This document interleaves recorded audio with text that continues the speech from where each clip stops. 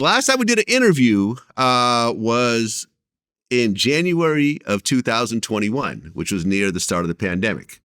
And a lot of things were kind of going crazy and so forth. And right around that time, I asked for your real estate prediction. And you said that COVID is going to destroy the housing market.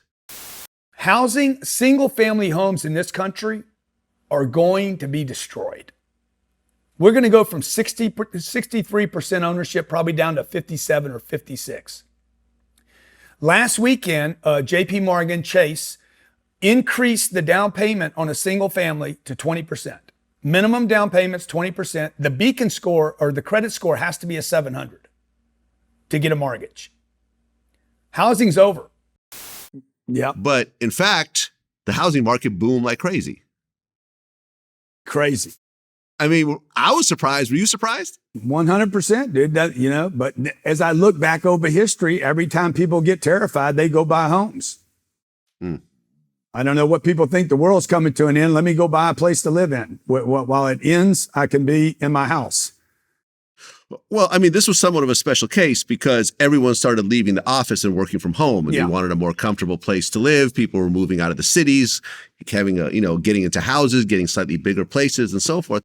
And actually what's interesting is about a year and a half ago, I actually bought my first house in like 20 years. You did it, huh? I did it. And number one, I was fully aware this was not an investment. Yeah. This was the first time in my life that I'm buying a house and I say, I'm buying this house because I afford it, I can afford it, and I want to live there. And I want my family there. And when I sell it, who cares? That doesn't matter. I'm not even thinking about that. So, you actually taught me that. You were the one that said a single family house is not an investment. If you want to do an investment, get like 30 units.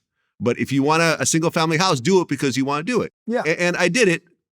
And I know it's not, the property taxes are crazy.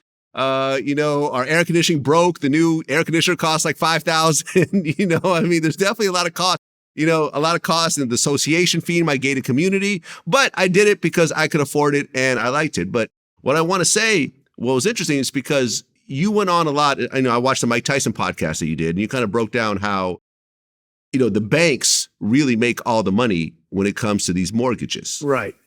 Right. And, during the course of a 30-year mortgage, you're going to pay twice, maybe even 3 times the price of the house during the course of that. Is that accurate? Well, right now you're going to pay 8%. Let's say you have it for 10 years, you're going to pay 80%. So if the home was let's say the home was $500,000, $400,000 will be paid in interest to Bank of America. Exactly. And it's going to be front loaded, meaning that you pay it all in the beginning. So if you sell before the 10 years, you paid most of the interest. Yeah, first 10 years, you probably paid $330,000 worth of interest. Exactly. Exactly. So that means when you do the calculation, a $500,000 house, just with interest, you would have to sell it for, in this case, $900,000 to break even. Now, that's not property taxes. That would be another 2% times 10 years, 20% of the $500,000. That'd be another $100,000 because property taxes are going to be in many states, particularly non-income tax states, are going to be closer to 2% than they are 1%. And you haven't maintained the property. You haven't fixed the air conditioning that you talked about, not to mention you were stuck there for 10 years. Well, the one thing that I think we really did right was for the first time in my life, I didn't get a mortgage. So what I did was I leveraged my company and I got something called a shareholder loan. And all my lawyers and my accountants all went through it. So a loan, basically Vlad TV gave me a loan at whatever the interest rate was at the time, which was the lowest possible interest rate. So it was the best loan I could have possibly gotten. And I pay it back to my own company. And then the other part that I got was actually something called the LMA loan, because I have a sizable stock portfolio. So I figured out that I could take a loan against my stock portfolio without actually selling my stock portfolio, once again, at a much lower rate than a mortgage. And I got these 2 checks. I paid off, the old owner, and I got the title of the house. And now I live in a house that I own completely, because even my loan, I technically don't have to pay it back. They'll just keep kind of upping up the loan, and they'll eventually take the stock portfolio, worst case, but they're not going to take the house. So to have a feeling of no matter what happens, because I'll tell you, back in 2001, I just bought a $500,000 house in the Bay Area, and suddenly the .com collapsed. My company got wiped out, and I had to sell it after 8 months. Yeah. And it killed me. It absolutely killed me because I couldn't afford to pay the mortgage. Right. And I'm like, I'm never going to do this again. And to know that I live in a house that no matter what happens, as long as I can pay the property tax, which is a lot, but still, as long as I can pay the property tax, I never have to move. No one can kick me out. I have the actual title, not the bank. And I know that every month I'm not paying this huge, interest payment that goes straight to the bank. Man, when I grow up, I want to be, I want to make moves like you make it.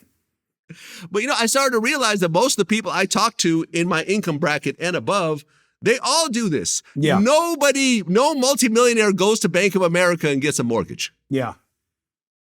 And that's the way to do it right now, if you can. Unfortunately, most people can't because, they don't have the down payment, much less the whole payment. And the mortgage is 8%. That's going to be double what the rent would be on that place, probably 2.5 times now. And this is, again, why I'm going to come back full circle to the rental game. This rental game is going to continue to work out for guys like me because, number one, the rental properties that are being built today are phenomenal. I mean, they actually compete or dominate the amenities that a single family home can provide.